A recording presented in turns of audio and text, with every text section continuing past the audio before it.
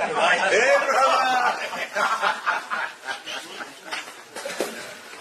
you're back.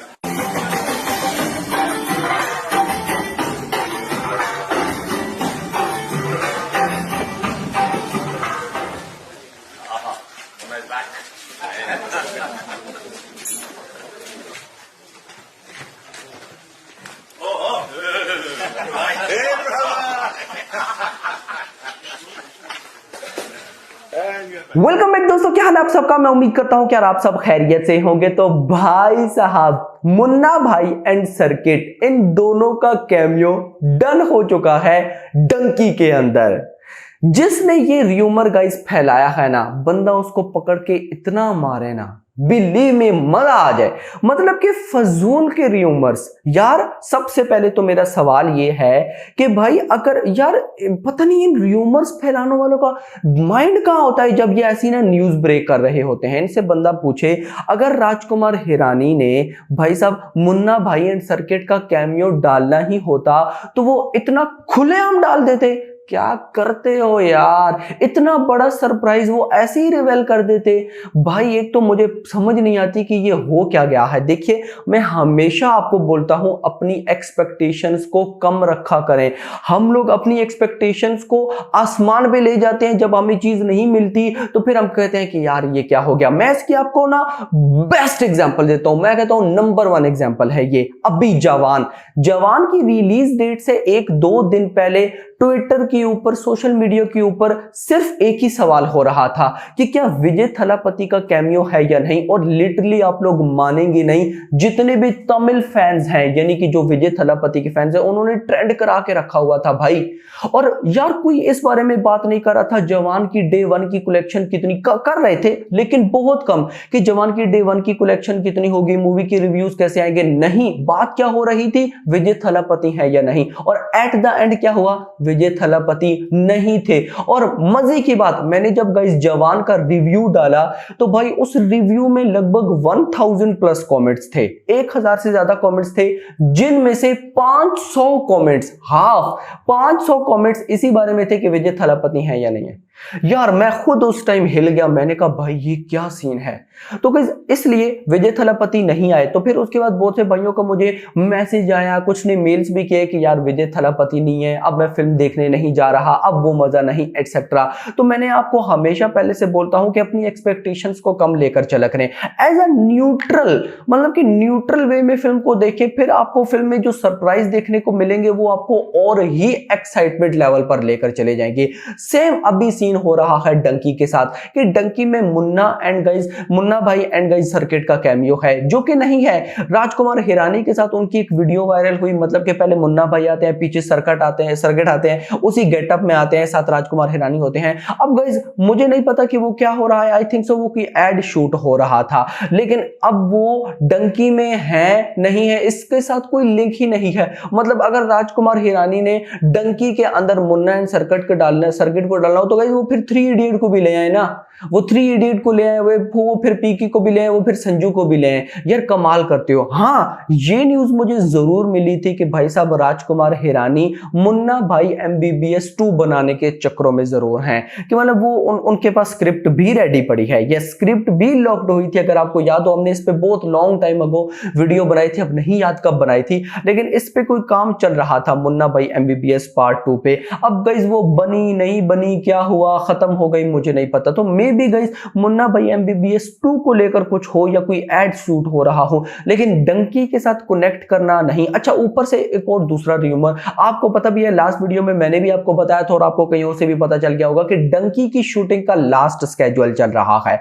तो बहुत से लोगों ने ये कहा कि भाई डंकी की शूटिंग का लास्ट स्केड्यूल है, तो मे बी मुन्ना भाई एंड सर्किट हमें डंकी के क्लाइमेक्स में देखने को मिले, मतलब जो लास्ट पोस्ट क्रेडिट सीन में देखने को मिले।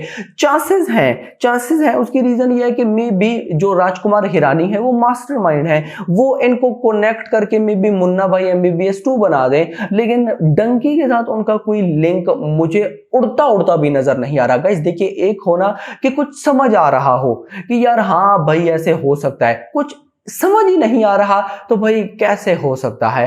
तो गाइस मैं फिर बोलूंगा, अभी भी अगर किसी के माइंड में ये र्यूमर है कि भाई उसे मुन्ना या सर्किट देखने को मिलेंगे डंकी में, तो उसे निकाल दो भाई साहब, ऐसा कुछ भी देखने को आपको नहीं मिलने वाला। फिर जब फिल्म रिलीज होगी तो संजय दत्त के फैन या मुन्ना भाई के फैन या सर्किट के फैन ढूंढते रहेंगे कि कहां कहीं से निकले, नहीं निकलेगा, कहेंगे फिल्म ऐसी फिल्म वैसी। दैट्स वाई अपनी एक्सपेक्टेशंस को हमेशा लो रखें। सो नाउ सबसे बड़ा सवाल, डंकी को लेकर आखिर चल क्या रहा है, अपडेट्स कब तक आएंगी, प्रमोशनल का काम कब तक है, मतलब कि क्या हो क्या रहा है। तो गाइस देखिए, डंकी का लास्ट स्केड्यूल है, मतलब समझिए गाइस मूवी एंड हुई पड़ी है।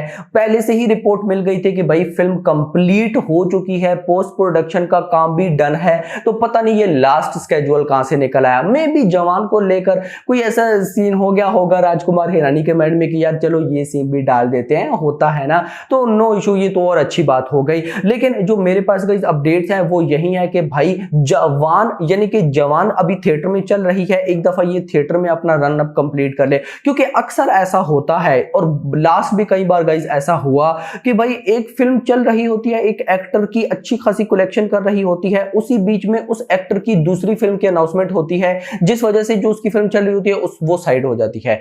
ऐसा हुआ था आदि पुरुष के टाइम, आदि पुरुष चल रही थी, मतलब थोड़ी बहुत कलेक्शंस आ रही थी भाई साहब, हालांकि वो फिल्म तो फ्लॉप गई, लेकिन उसकी थोड़ी बहुत कलेक्शन आ रही थी। बीच में सालार की कोई बड़ी अपडेट आ गई, जिस वजह से आदि पुरुष खत्म हो गई। भाई आदि पुरुष को पूछने भी नहीं गया, ये सिनेरियो हो गया था। दैट्स वाई अभी गाइस लगभग आपको अगर मैं बताऊं ओवरऑल तो सितंबर का मंथ तो गाइस ये क्या, अक्टूबर का मंथ भी आप समझिए कि मिड ऑफ अक्टूबर तक जवान चलने वाली है। वैसे तो ये चलती रहेगी, लेकिन जो कलेक्शंस अच्छी होने वाली है वो मिड ऑफ अक्टूबर या उससे पहले तक होंगी। लेकिन जो प्रॉपर डंकी का काम स्टार्ट होगा प्रमोशन का, वो होगा शाहरुख खान की बर्थडे से, यानी कि 2 नवंबर से। मे बी चांसेस है कि हमें अक्टूबर के लास्ट वीक ऑफ अक्टूबर तक डंकी का टीजर देखने को मिल सकता है। लेकिन मुझे लगता है कि ये फिल्म ऐसी है ना गाइस, ये फिल्म हमें टीजर या ट्रेलर से नहीं समझ आने वाली, क्योंकि क्लास फिल्म है। इसके अंदर हमें एक्शन, कोई हैवी वीएफएक्स, कोई विजुअल्स, कोई कलर ग्रेडिंग, कोई ऐसा सीन तो देखने को मिलने नहीं वाला। इसमें इंपॉर्टेंट चीज है डायलॉग्स एंड एक्टिंग और इमोशंस, तो वो चीज हमें टीजर ट्रेलर में इतने ज्यादा समझ नहीं आने वाले। तो मुझे पर्सनली ऐसा लग रहा है कि खुद राजकुमार हिरानी भी इस चीज पे ज्यादा जोर नहीं देंगे। वो मे बी शाहरुख खान की बर्थडे पे 2 नवंबर पे हमें टीजर दे दे डंकी का, कोई इतना बड़ा भी नहीं, कोई छोटा सा दे दे, कुछ मे बी डायलॉग वगैरह हो। लेकिन जिस दिन डंकी का टीजर आएगा उस दिन गाइस, अभी भी क्योंकि बहुत से लोग ये समझकर बैठे हैं कि डंकी पोस्टपोन हो जाएगी, तो अभी तो फिलहाल शाहरुख खान ने खुद ही ऑफिशियली अनाउंस कर दिया कि वो आ रहे हैं क्रिसमस पे। भाई साहब कोई पोस्टपोन नहीं है, डंकी आने वाली है 22 दिसंबर को।